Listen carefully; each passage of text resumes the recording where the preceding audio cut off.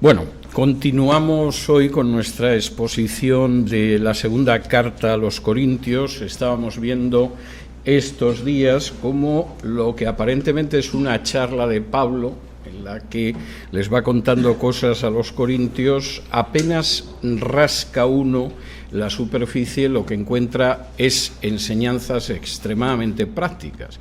Es decir, hay quien ha acusado, como decíamos el primer día, la segunda carta a los Corintios, de andar por ahí flotando en las alturas sin detenerse en cuestiones prácticas, pero lo que hemos podido ver en las 2 semanas que llevamos de exposición es que es exactamente todo lo contrario. Pablo puede hacer referencia a elementos de carácter teológico, pero al mismo tiempo es muy claro a la hora de expresar cuestiones prácticas. Lo es, por ejemplo, en la parte que vamos a estudiar esta mañana y que se podría titular 10 características del verdadero ministerio cristiano. Y en ese sentido, Pablo va a citar 10 aspectos que caracterizan un ministerio cristiano que verdaderamente lo es, a diferencia de otros que se pueden presentar como tales, pero que, como decía en el último aspecto que vimos la semana pasada, en el capítulo 2, versículo 17, pues son gente que medra falsificando la palabra de Dios. Y en este sentido, Pablo tiene muy claro lo que está enseñando a los corintios a los que se dirige. ¿Cuáles son esas 10 características que vamos a intentar cubrir, aunque sea vuelo de pájaro, en los próximos minutos? La primera característica es que es un ministerio que no se recomienda a sí mismo. Versículo 1, ¿comenzamos otra vez a recomendarnos a nosotros mismos? ¿O tenemos necesidad, como algunos, de cartas de recomendación para vosotros o de recomendación de vosotros? La respuesta a estas 2 preguntas retóricas es obviamente no. No comenzamos a recomendarnos a nosotros mismos. Nosotros no nos movemos mediante la propaganda. Ahora, no cabe la menor duda de que hay muchos casos en los que efectivamente un ministerio hace anuncios. De pronto hay una actividad de carácter evangelístico y lógicamente tienes que decir el lugar, la hora y el día. Es algo totalmente correcto. Pero lo que es evidente es que no hay una recomendación de ese nosotros mismos. Y sin embargo vivimos en un mundo donde estamos llenos de recomendaciones. A veces incluso se recurre a un tipo de marketing que supongo que será muy eficaz a la hora de vender una nueva marca de zumo de naranja o una lavadora, pero que desde luego no es digno de la presentación del ministerio, no es digno de la presentación del Evangelio. Yo recuerdo en los años 80, inicios de los años 80, supongo que aquí empezaría antes, cuando empezaron a salir una serie de formas infalibles para la expansión del Evangelio, que por caridad cristiana voy a omitir nombres, pero las tengo en la cabeza, porque las sufrí. Y entonces de pronto alguien había llegado a la conclusión de que determinadas técnicas de publicidad tenían un impacto positivo a la hora de transmitir el Evangelio. No era importante el mensaje, sino que se seguía el principio de la publicidad, que como decía Marshall McLuhan, que era el gran teórico de los medios de comunicación en los años 60, lo importante no es el mensaje, lo importante es el medio. No es muy importante lo que vayamos a decir, lo importante es que la gente quede capturada por cómo lo decimos. Y efectivamente surgieron una serie de métodos de evangelización, por llamarlos de alguna manera, en que no era importante el Evangelio, no era importante el mensaje que se transmitía, pero se suponía que la recomendación que se hacía sí que era algo que prendía en la gente.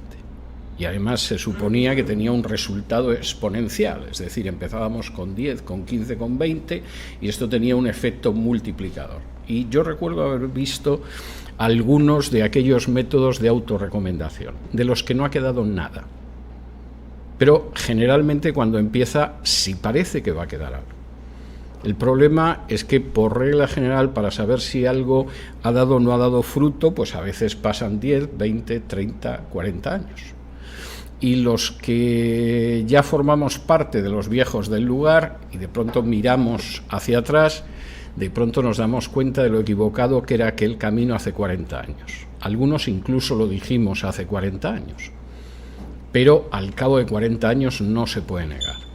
Y Pablo dice, nosotros no formamos parte de esa gente que se recomienda. No tenemos que recomendarnos a nosotros mismos. No tenemos necesidad de cartas de presentación ni de métodos de este tipo.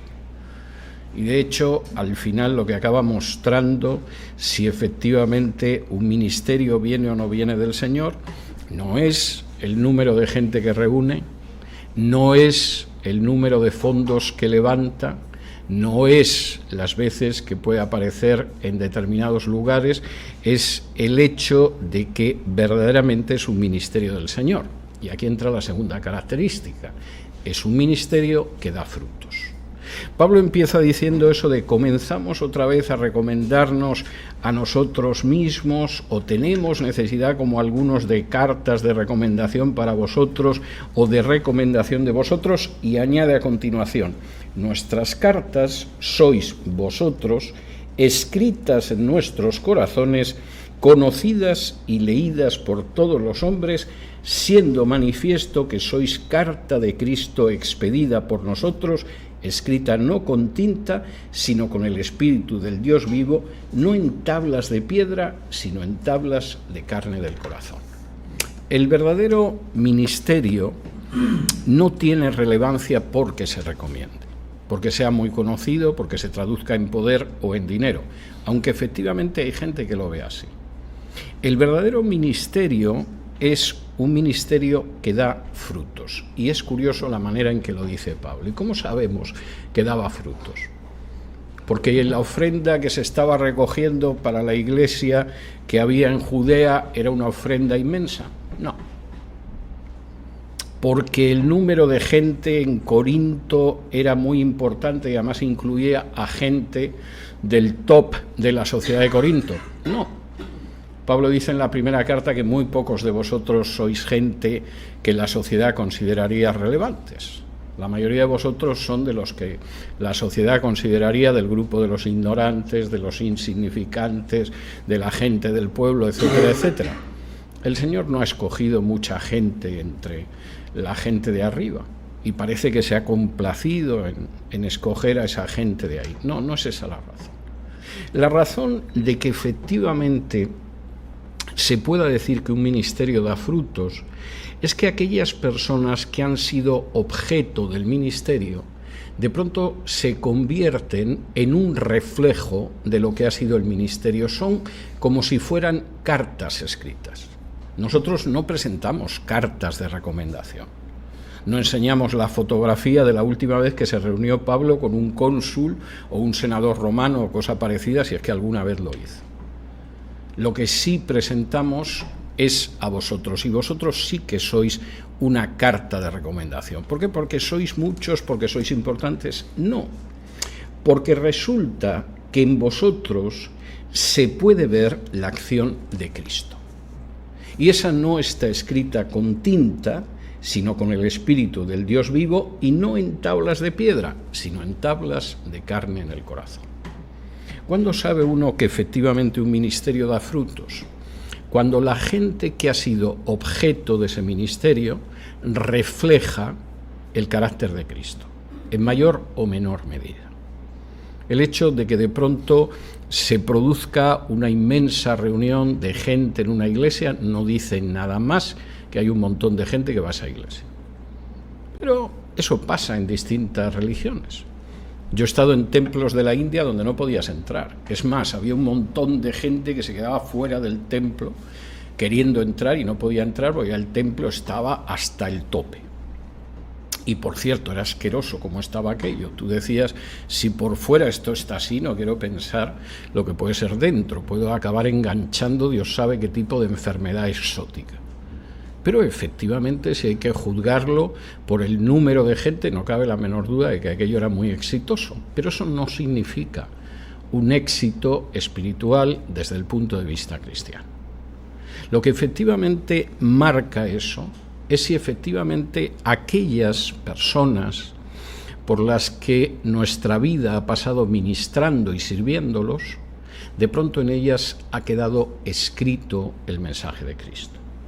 Y no en el sentido de que es gente que pueda llegar a repetir versículos, aunque eso está muy bien, ni en el sentido de que es gente que, bueno, más o menos conocen que son cristianos, no en un sentido de algo que se ve, sino en el sentido de que efectivamente en sus corazones ha quedado marcado eso.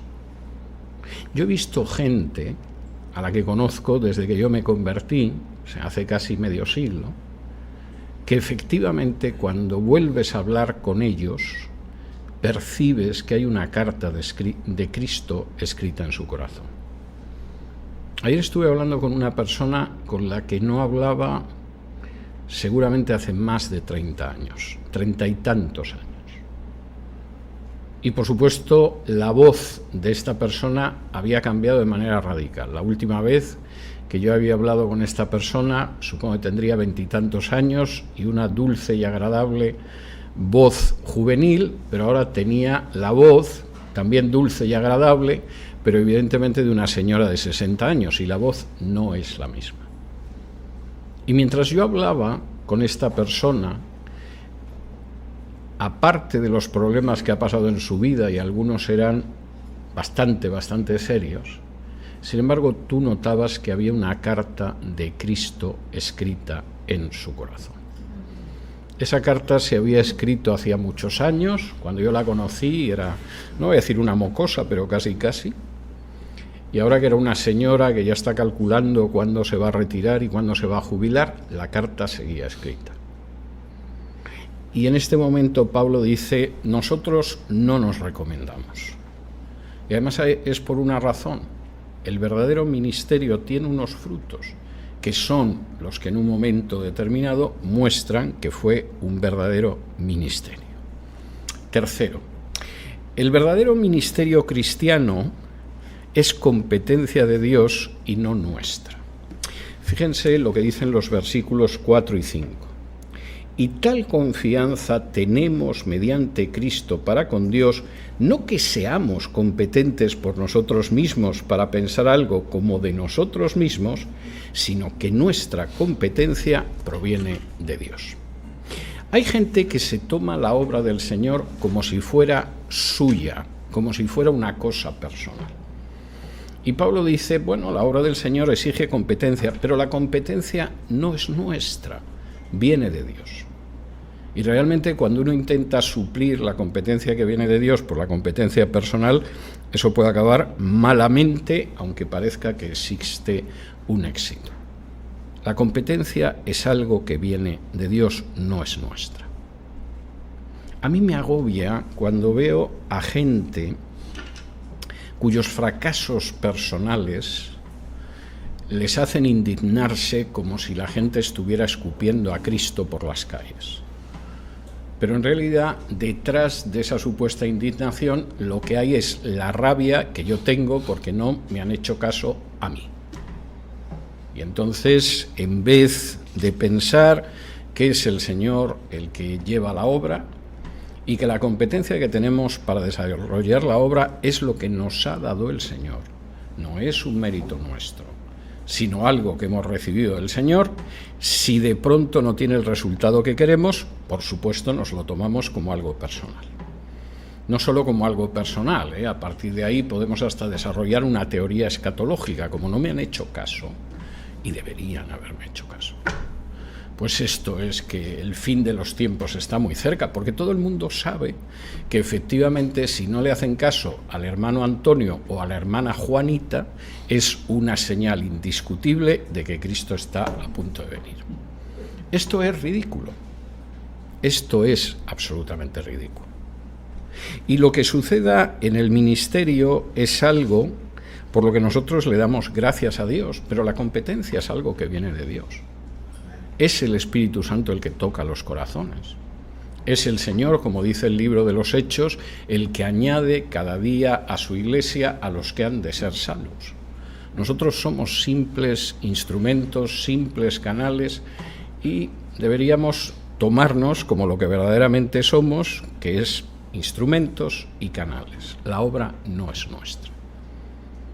Y cuando yo de pronto tengo que oír a alguien diciendo yo fundé esta iglesia y por lo tanto esto es mío, me cuesta mucho morderme la lengua para decirle, si tú crees que esta iglesia es tuya, eres un ladrón, porque es del Señor, no es tuya. Una iglesia puede ser nuestra en el sentido que servimos en ella, que nos reunimos a estudiar la palabra en ella, que sentimos la comunión con los hermanos en ella, pero no es propiedad de nadie. La iglesia solo puede ser del Señor y la obra solo es del Señor. Y cuando de pronto alguien se lo toma de esa manera personal, pues no debería hacerlo.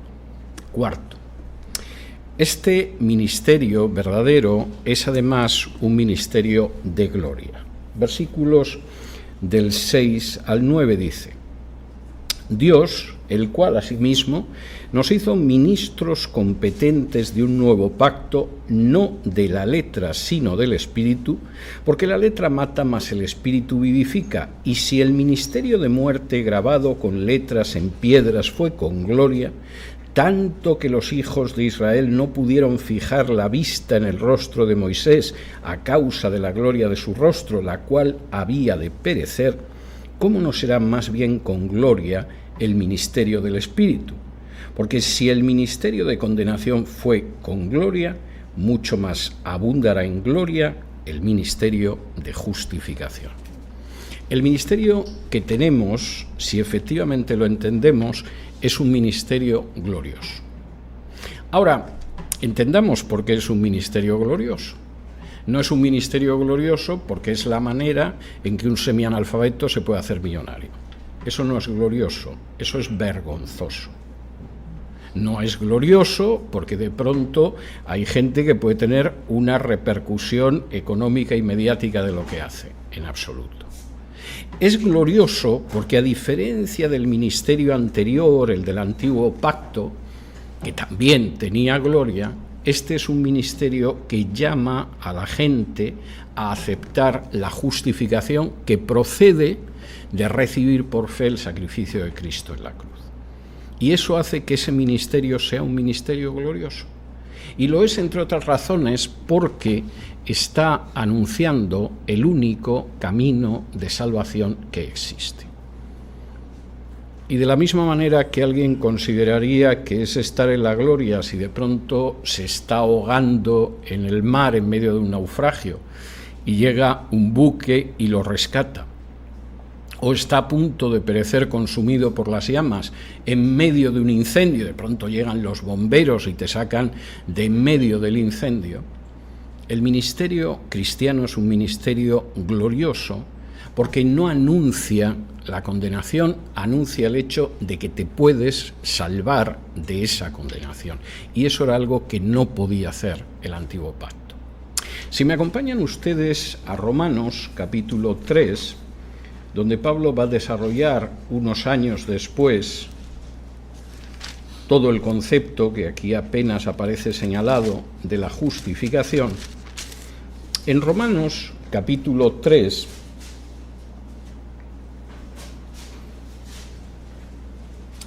Pablo señala algo que supongo que en estos días de Semana Santa, donde la gente en países como mi país de origen ha decidido salir a la calle llevando ídolos por todas partes y considerándose que son especialmente espirituales y cristianos y santos, les llamará la atención, pero en Romanos 3 y versículos del 19 en adelante dice así: pero sabemos que todo lo que la ley dice, lo dice a los que están bajo la ley, para que toda boca se cierre y todo el mundo quede bajo el juicio de Dios, ya que por las obras de la ley ningún ser humano será justificado delante de él, porque por medio de la ley es el conocimiento del pecado. Pablo, efectivamente, y citando la ley de Moisés, lo tiene muy claro, sabe que hay gente que cree que se va a salvar por obras, y que efectivamente puede ser por ceremonias, o por la práctica de determinados sacramentos. Pero Pablo dice, la misma ley de Moisés que vino de Dios, no vamos a hablar de otro tipo de ceremonias que son invenciones humanas de la Edad Media, etc. La misma ley de Moisés no puede salvar. Los mandamientos lo único que nos muestran es que tenemos que callarnos porque estamos bajo el juicio de Dios. Uno puede salir a la calle con un micrófono, a lo mejor acercarse a un grupo de personas, preguntarle si piensa que cuando muera se van a salvar, etcétera, etcétera, y es posible que esas personas le contesten que sí. Haz la práctica de preguntar después si en algún momento mintieron, si en algún momento engañaron a su cónyuge, si en algún momento practicaron la fornicación, si en algún momento se llevaron algo de algún sitio, que eso es un robo, no necesariamente porque sea pequeño deja de serlo, etcétera, etcétera, etcétera. Y la ley no muestra que nos podamos salvar. La ley lo que hace es que si somos sinceros cerremos la boca y sepamos que estamos bajo el juicio de Dios. Lo que dice aquí Pablo es tremendo, porque es como si cualquiera de ustedes se levanta uno de estos días con alergias y demás, etcétera, y siente de pronto que tiene fiebre, se lleva la mano a la frente, está ardiendo, se pone el termómetro, tienen bastante más de la temperatura normal, tienen una fiebre alta, y a continuación, después de que el termómetro les ha mostrado que están bastante enfermos, se comen ustedes el termómetro para curarse. El termómetro solo sirve para indicar hasta qué punto estamos enfermos físicamente. Y la ley tiene una finalidad, que es el hecho de mostrarnos hasta qué punto somos culpables y tenemos que callarnos ante Dios porque estamos bajo su juicio. Y Pablo dice, ese pacto estaba muy bien, nos preparaba para poder llegar a la situación en la que podemos recibir la justificación de Dios. Pero la ley no nos puede salvar. La gloria de ese antiguo pacto no se puede comparar a la de este nuevo. ¿Por qué? Porque este nuevo pacto sí nos muestra el hecho de que efectivamente la salvación no es por las obras, sino que es por la fe en el sacrificio de Cristo. En este mismo capítulo 3 de Romanos, un poco más abajo, dice a partir del versículo 28, concluimos, pues, que el hombre es justificado por fe sin las obras de la ley. ¿Es Dios solamente Dios de los judíos? ¿No es también Dios de los gentiles? Ciertamente también de los gentiles. Porque Dios es uno, y Él justificará por la fe a los de la circuncisión y por medio de la fe a los de la incircuncisión. ¿Y cuál es el mensaje que nosotros proclamamos y que precisamente por eso es un ministerio de gloria? El de la justificación. Vamos a ver esto más la semana que viene, cuando Pablo va a volver a insistir en el mensaje que presentamos, pero el ministerio cristiano, que es un ministerio de gloria, es un ministerio centrado en el anuncio de la justificación. No en el hecho de que te va a ir todo bien en la vida, que nunca vas a caer enfermo y que tu cuenta corriente no va a estar nunca en números rojos. No hay nada de ese tipo. Es un mensaje centrado en el hecho de que todos somos pecadores, todos tenemos que ser juzgados por nuestro pecado, y la única manera de ser justificados ante Dios es aceptando por fe el sacrificio de Cristo en la cruz. Quinto, el ministerio cristiano es además un ministerio superior al de Moisés. Versículos del 10 en adelante. Y dice así, porque aún lo que fue glorioso no es glorioso en este respecto en comparación con la gloria más eminente. Porque si lo que perece tuvo gloria, mucho más glorioso será lo que permanece. Así que teniendo tal esperanza, usamos de mucha franqueza y no como Moisés, que ponía un velo sobre su rostro para que los hijos de Israel no fijaran la vista en el fin de aquello que había de ser abolido. Pero el entendimiento de ellos se embotó, porque hasta el día de hoy, cuando leen el antiguo pacto, les queda el mismo velo no descubierto, el cual por Cristo es quitado. Y aún hasta el día de hoy, cuando se lee a Moisés, el velo está puesto sobre el corazón de ellos, pero cuando se conviertan al Señor, el velo se quitará. La característica evidentísima, la quinta característica de ese ministerio cristiano, es que es un ministerio superior al de Moisés. Cuando de pronto hay gente que habla de dos pueblos de Dios, o de que los judíos tienen otro camino de salvación y los que no lo somos verdaderamente están escupiendo sobre el sacrificio de Cristo en la cruz. Porque lo que dice aquí Pablo es tremendamente claro. Aquel pacto tenía gloria, pero no nos engañemos, no llega ni de lejos a la gloria del nuevo pacto basado en la sangre de Cristo. Bueno, pero es que hay muchos judíos que no han creído, peor para ellos, porque el gran problema es que tienen puesto un velo espiritual y como tienen ese velo, realmente leen a Moisés y como si no lo leyeran. Leen el Antiguo Testamento y como si no fijaran la vista en él. Y por cierto, tengo que hablar de eso luego en la predicación de las 12:30. Lo cierto es que solamente en el momento en el que se conviertan al Señor, ese velo se quitará. Y lo cierto es que ese antiguo pacto, y Pablo escribía en los años 50, le quedaban más o menos una década y media al templo de Jerusalén para ser arrasado junto con la ciudad. Eso es algo antiguo. Habrá gente que le molestará que se haga la referencia que es un antiguo pacto y un viejo pacto, pero es así.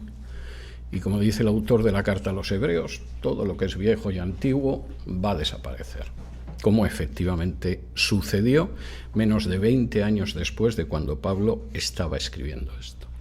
Nuestro ministerio no es un ministerio como el del antiguo pacto. Es un ministerio que entiende el Antiguo Testamento, que cuando lee ese Antiguo Testamento comprende perfectamente lo que hay y se da cuenta de cómo todo apunta hacia Cristo. Y es enormemente trágico que haya gente, uno de cuyos libros se supone que de cabecera es el Antiguo Testamento, que tenga un velo delante y que sea incapaz de ver lo que están diciendo esas profecías del Antiguo Testamento sobre el nuevo pacto basado en la sangre del Mesías. Sexto, el ministerio cristiano que es verdadero, además, es un ministerio de libertad. Versículo 17, podemos leer desde el 16. Pero cuando se conviertan al Señor, el velo se quitará, porque el Señor es el Espíritu, y donde está el Espíritu del Señor, allí hay libertad. Hay mucha gente que esto del concepto de la libertad dentro del cristianismo es algo que no saben muy bien cómo manejar. Algunos identifican la libertad dentro del cristianismo como ponerse como locas histéricas en el curso de un culto. Creo que el histerismo no tiene nada que ver, ni el emocionalismo, ni cosas parecidas con la libertad. Pero al mismo tiempo hay gente que efectivamente la idea de libertad tampoco termina de entenderla de otra forma. Y sin embargo el mensaje del Evangelio es un mensaje de libertad. Es la liberación del pecado, es la liberación de la condena de Dios, es la liberación del castigo por nuestro pecado. Y lo que dice aquí Pablo, además, es algo tremendamente importante. Cuando uno ha conocido verdaderamente al Señor, es cuando sabe que ha experimentado libertad. Aquella persona que vive el cristianismo y que piensa que el cristianismo es un conjunto de normas que tiene que cumplir, es una especie de código, no se ha enterado muy bien de lo que significa el mensaje del Evangelio. Porque el mensaje del Evangelio no es que de pronto, cuando llega la Semana Santa, dejas de comer carne. Ni el mensaje del Evangelio es que precisamente porque llega la Semana Santa tienes que ir arrastrando una imagen por la calle. Y el mensaje del Evangelio tampoco tiene nada que ver con otras normas creadas por los hombres que descargan sobre ti a la manera de esos fariseos de los que habla Jesús en Mateo 23, donde dice que sí, que van arrojando pesadas cargas sobre los hombres, pero ellos no colocan ni siquiera un dedo para ayudarles a llevarlas. El Evangelio es un mensaje de libertad y el verdadero ministerio cristiano lleva un mensaje de libertad. Y si de pronto, cuando uno está escuchando ese ministerio, en vez de ver aquellas cosas de las que nos libera el Señor, lo que ves es un código interminable de normas y reglas, bueno, a lo mejor es que no entiendes bien las cosas. Vamos a aceptar que hay gente cuya comprensión, su capacidad de comprensión no es muy alta, pero es que es posible que también lo que estás oyendo tenga muy poco de cristiano. Porque efectivamente una de las primeras sensaciones que derivan de aceptar el Evangelio es la libertad. Cuando yo me convertí era muy jovencito, todavía era muy jovencito. Y además había pasado los 4 años anteriores dentro de los Testigos de Jehová. De manera que, aparte de ser muy jovencito, la idea de lo que tiene que ser una vida ordenada la tenía bastante clara, porque aquello era una vida muy ordenada y muy disciplinada. Y además era una vida muy ordenada y muy disciplinada porque si salías de aquellos márgenes y se daba la circunstancia de que, por ejemplo, te expulsaban de la congregación, si en esos momentos se producía la batalla de Armagedón, te quedabas fuera y eras destruido para toda la eternidad. De manera que procurabas moverte siempre dentro de unos cauces que no te dejaran fuera de eso y vayas y llevabas una vida ordenada y disciplinada. Creo que es una de las buenas cosas que aprendí allí dentro. Pero cuando yo me convertí, una de las sensaciones extremadamente claras que sentí fue la de libertad. No solamente pues porque no tuviera que ir casa por casa vendiendo la atalaya o cosas de este tipo, sino porque de pronto la relación que tenías con Dios era una relación de gracia. Yo no tenía que comprar el favor de Dios. Yo no tenía que hacer cosas para que Dios me prestara atención. Yo no tenía que dar cosas para que Dios se dignara a escucharme.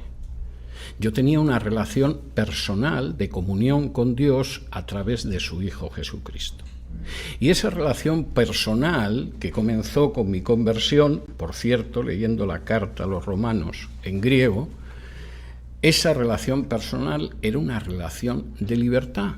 Como dice Jesús, conoceréis la verdad y la verdad os hará libres. Y eso no son solo palabras, aunque desgraciadamente la frase la tengan puesta en el muro del edificio de la CIA en Langley, por cierto, bastante cerca de aquí. La manipulación de la palabra de Dios es algo que existe de antes del nacimiento de Jesús. Pero la idea es esa. Vivimos en una situación en que el espíritu no es una fuerza activa impersonal como la electricidad o el agua, que por cierto dirían los testigos de Jehová, sino que el espíritu es el propio Señor. Y donde está el espíritu del Señor, hay libertad. Y cualquier persona que antes de su conversión ha sabido lo que es estar sujeto a vicios, a hábitos malos, a pecados, etc., sabe hasta qué punto esto es verdad. Y cuando en vez de predicar esa libertad, lo que se predica es otra cosa rara, y sumisiones a mandatos inventados por hombres, qué dudoso es que ahí esté el Espíritu del Señor. Séptimo, y esto es algo muy hermoso, el verdadero ministerio cristiano es un ministerio que va sumando gloria. Versículo 18. Por tanto, nosotros todos, mirando a cara descubierta como en un espejo la gloria del Señor, somos transformados de gloria en gloria en la misma imagen como por el Espíritu del Señor. Esto es algo que Pablo va a desarrollar más adelante y que vamos a ver en las próximas semanas, pero tengo que detenerme algo. Si nosotros examinamos nuestra vida desde un punto de vista humano, bueno, pues en algún caso no digo yo que no se pueda pensar que hemos ido de mejor en mejor, pero no es lo habitual. yo tengo la suficiente perspectiva y he conocido a suficiente gente para ver, desde una perspectiva humana, muchas existencias, incluidas las de creyentes, y son existencias muy tristes. Tú has conocido a una persona cuando tenía 17, 18 años, era un adolescente que parecía que se iba a comer el mundo. Y de pronto un día tomó una mala decisión y su vida se torció. O a lo mejor no tomó una mala decisión, pero en la vida no le han ido las cosas como esperaba. Y de pronto llega a un cierto nivel de su vida y no se atreve a mirar atrás, porque lo mismo puede ver aquel jovencito, aquella jovencita, y es una pena. Yo suelo acordarme, en casos así, de una hermana que debía tener más o menos mi edad, año arriba, año abajo, y que en un momento determinado tenía mucha ilusión por ser médico. De manera que puso en oración delante del Señor su vocación de ser médico, y como había que pasar por un examen de selección en España para entrar en medicina, y era el examen más difícil, si el Señor realmente permitía que pasara ese examen, era que tenía que ser médico y estaba respaldando lo que tenía que hacer. Y pasó el examen, y se matriculó en medicina, y conoció a un chico y dejó la facultad de medicina. No estoy diciendo que luego no le haya ido bien casada con este chico y teniendo niños y todo lo demás. Pero siempre me he preguntado qué habría sido de su vida si efectivamente hubiera mantenido aquella idea que tenía cuando era una jovencita, de que si el Señor permite que pase es que tengo que estudiar medicina y seguir en la facultad y luego ser médico, porque desde luego no lo hizo. Y en muchos casos, aunque no necesariamente vaya mal, yo no creo que esta mujer haya sido desgraciada, a lo mejor va llorando en la cocina cuando se queda sola porque no estudió medicina, no lo sé, pero no me da la sensación tampoco de que su vida haya sido una vida desdichada. Pero en muchos casos, efectivamente, la gente mira y no es lo que habíamos pensado. Y Pablo dice, no os preocupéis por eso, porque Dios no ve así las cosas. Lo que Dios ve cuando mira vuestra vida es que sois transformados de gloria en gloria en la imagen de Jesús como por el Espíritu del Señor. Y uno dice, pero vamos a ver, Pablo, ¿qué estás fumando últimamente? En la ciudad a la que tú vas y no te apedrean, es una ciudad donde no te hacen ni caso, como en Atenas. En Tesalónica a poco te matan. En algún sitio no te han matado porque la cantidad de pedradas que te dieron te dejó tirado en el suelo, inconsciente, y claro, pensaron que te habías muerto y no te remataron. Pues si se llegan a dar cuenta, te rematan. Y no lo sabes, Pablo, pero te esperan años en prisión. Y no lo sabes, Pablo, pero te van a cortar la cabeza al final de tu vida. ¿Dónde está de gloria en gloria? Y sin embargo es verdad. De alguna manera que se nos escapa, lo cierto es que nuestra vida, en la medida en que intentamos irnos asemejando a Jesús, es un camino de gloria en gloria. Como veremos en alguna de las próximas semanas, vamos acumulando un capital de gloria.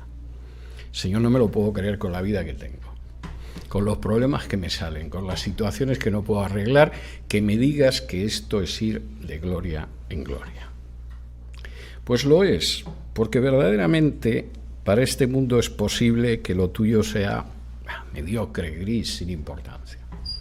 Es más, hasta pueden que crean que estás perdiendo esta vida y que has tenido el talento, las posibilidades de ganar en esta vida, pero ellos están equivocados.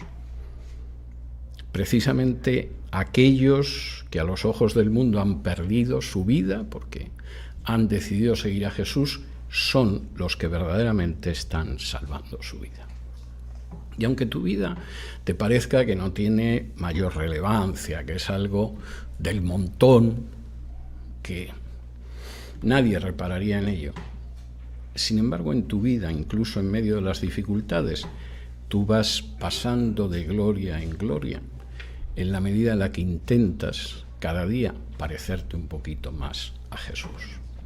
Porque además eso no es algo que derive de ti, como dice aquí Pablo, quien te está moviendo es el Espíritu del Señor. Hay muchos ministerios que están llamando a la gente a que se conviertan en algo parecido al mundo. No voy a decir como Tucker Carlson, que parece que es de lo poco decente y honrado que hay en los medios en este país, pero no, como otra gente. De alguna manera, tu vida cristiana tiene que ser un reflejo de los valores del mundo. La persona a la que paran por la calle, a la que le piden autógrafos, que acumula dinero, que acumula fama y que acumula propiedades. Y Pablo dice, no tiene nada que ver con eso. El ministerio cristiano y la vida cristiana va sumando gloria en la medida en que, impulsada por el Espíritu del Señor, intenta irse pareciendo al Señor.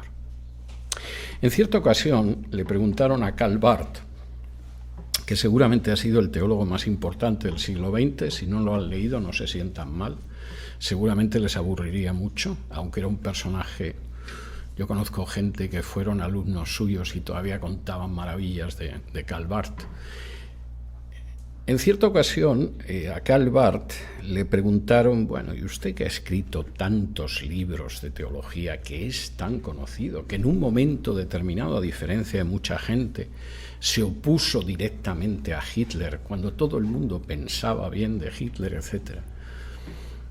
¿Usted tiene la sensación de que efectivamente cuando llegue al otro lado le van a recibir bien? Y Karl Barth dijo, mire, si yo llegara con una carreta, con mis libros de teología en ella, lo que he escrito a lo largo de mi vida, los ángeles se partirían de risa al verme. Cuando yo llegue delante del Señor, lo único que podré decir es, Señor, soy un pecador, ten piedad de mí por la sangre de tu Hijo Jesucristo. Y eso es ir pasando de gloria en gloria.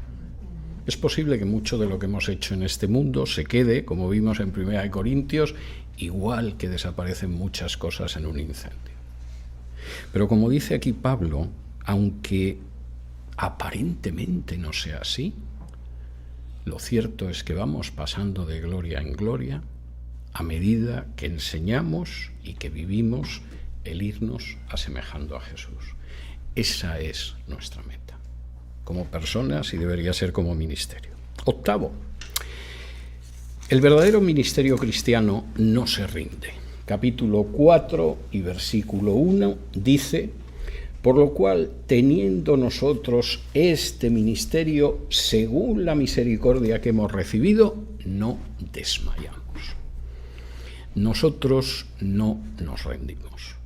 Es verdad que a lo largo de la vida el ministerio puede ser muy difícil, incluso la vida cristiana, pero como dice aquí Pablo, no desmayamos. No solo es no nos rendimos, es que no desmayamos, es que continuamos adelante.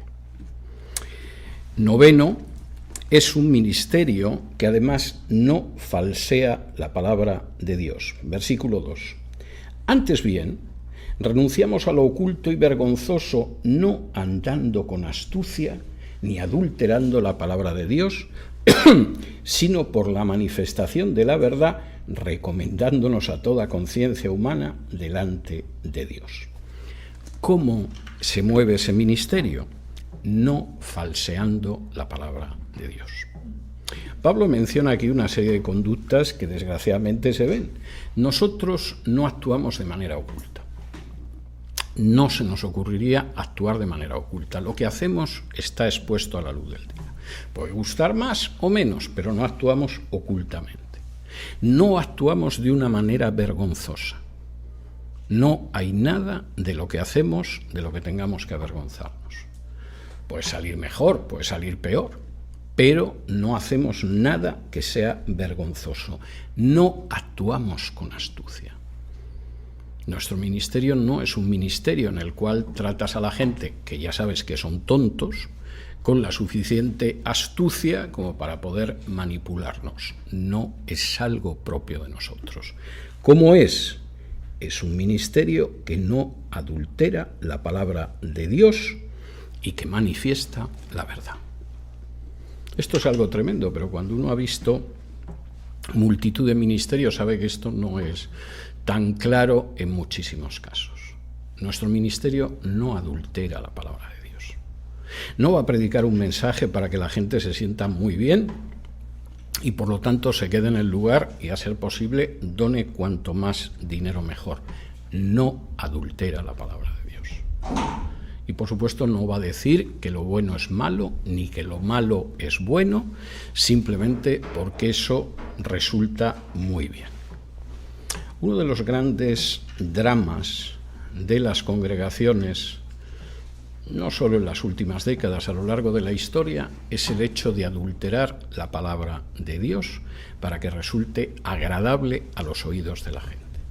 Y efectivamente hay gente que decide quedarse porque lo que escucha le resulta agradable. Con lo cual uno acaba teniendo una congregación formada en un porcentaje muy elevado por gente que no es creyente y que no se convirtió jamás, pero que luego tiene un enorme peso a la hora de marcar el ritmo de esa congregación, y no lo marca en la buena dirección, porque nunca se convirtieron. Si acaso tuvieron un calorcillo religioso en un momento determinado, pero nunca se operó una conversión. Y claro, por supuesto hay gente que quiere mantener a esa gente fingiendo que cree que se convirtieron, porque si además esa gente diezma o da dinero o cualquiera de estas cosas, no se nos pueden marchar. No hay nada bíblico en esa conducta, es todo lo contrario a un verdadero ministerio. Y el ministerio cristiano jamás adultera la palabra de Dios, ni recurre a la astucia, ni se mueve por medios vergonzosos, ni actúa de manera oculta y encubierta. Esto es bastante claro. 10º, y con esto concluyo, versículos del 3 al 6. Pero si nuestro evangelio está aún encubierto, entre los que se pierden está encubierto, en los cuales el Dios de este siglo cegó el entendimiento de los incrédulos para que no les resplandezca la luz del evangelio de la gloria de Cristo, el cual es la imagen de Dios. Porque no nos predicamos a nosotros mismos, sino a Jesucristo como Señor, y a nosotros como vuestros siervos por amor de Jesús. Porque Dios, que mandó que de las tinieblas resplandeciese la luz, es el que resplandeció en nuestros corazones para iluminación del conocimiento de la gloria de Dios en la faz de Jesucristo. 10º. El verdadero ministerio cristiano se basa en Cristo. No se basa en otras cosas.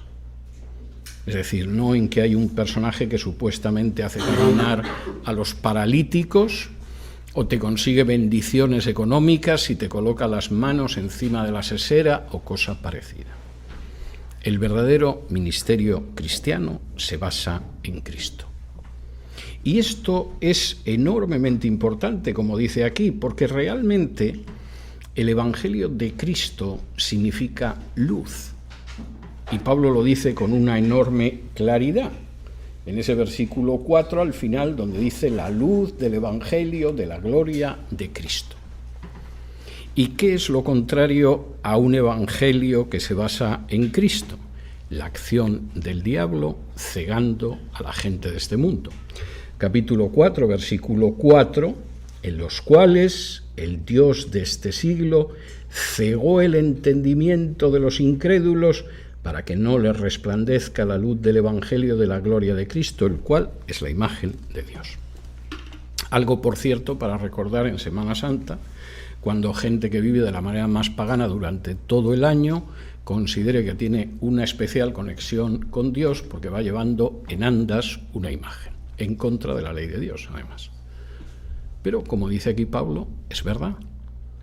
El Evangelio es un ministerio que se basa en Cristo porque eso es la luz. Y cuando de pronto alguien no contempla esa luz, pues hombre, no es porque sea especialmente tonto. Hay gente que no es muy inteligente y conoce a Cristo y se ha convertido. Y al contrario, hay gente de una inteligencia extraordinaria que están en las tinieblas. Ahí hay una lucha espiritual, en la cual el Dios de este mundo incluso de los ateos y agnósticos, es el propio diablo. Y ciega los ojos de la gente para que no puedan ver la gloria de Cristo. ¿Y quién es Cristo? Y con esto esta sección termina de una manera muy hermosa. Cristo, al que nosotros predicamos, es el que da la luz. Versículo 5, porque no nos predicamos a nosotros mismos, sino a Jesucristo como Señor, y a nosotros como vuestros siervos. Jesús no solo es Salvador, es el Señor. Y nosotros somos vuestros siervos, no los que se dedican a ordenaros la vida y a exprimiros como si fuerais un limón. Somos vuestros siervos por amor de Jesús. Porque Dios, que mandó que de las tinieblas resplandeciese la luz, es el que resplandeció en nuestros corazones para iluminación del conocimiento de la gloria de Dios en la faz de Jesucristo. Un día Dios nos iluminó. Estábamos en tinieblas. Podíamos pensar que éramos muy espirituales, pero nos encontrábamos en medio de una auténtica negrura espiritual. Y un día Dios nos iluminó y conocimos a Jesús. Yo recuerdo perfectamente el momento, como si estuviera ahora mismo aquí, en que de pronto fui a por mi Nuevo Testamento en griego, en una estantería de casa de mis padres, donde yo vivía, y en ese momento de pronto hablo Romanos, capítulo 9, versículo 5, donde dice que Cristo es Dios bendito por los siglos. Amén. Y cuando leí eso, de pronto experimenté un vértigo que me tuve que agarrar de la estantería porque veía que me desplomaba al suelo. Porque evidentemente no era la enseñanza de los testigos de Jehová.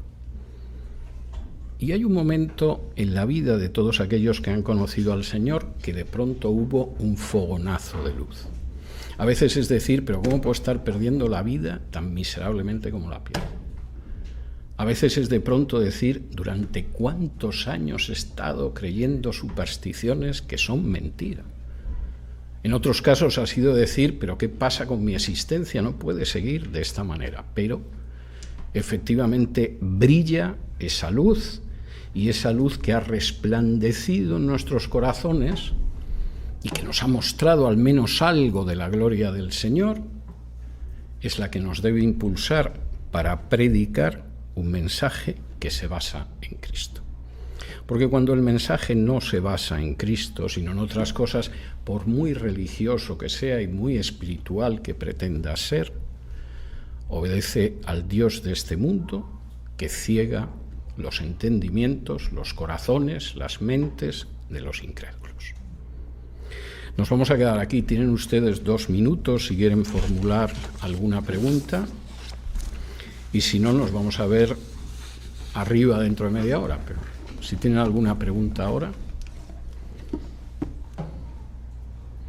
Bueno, pues nos encontramos arriba dentro de un rato. Muchas gracias.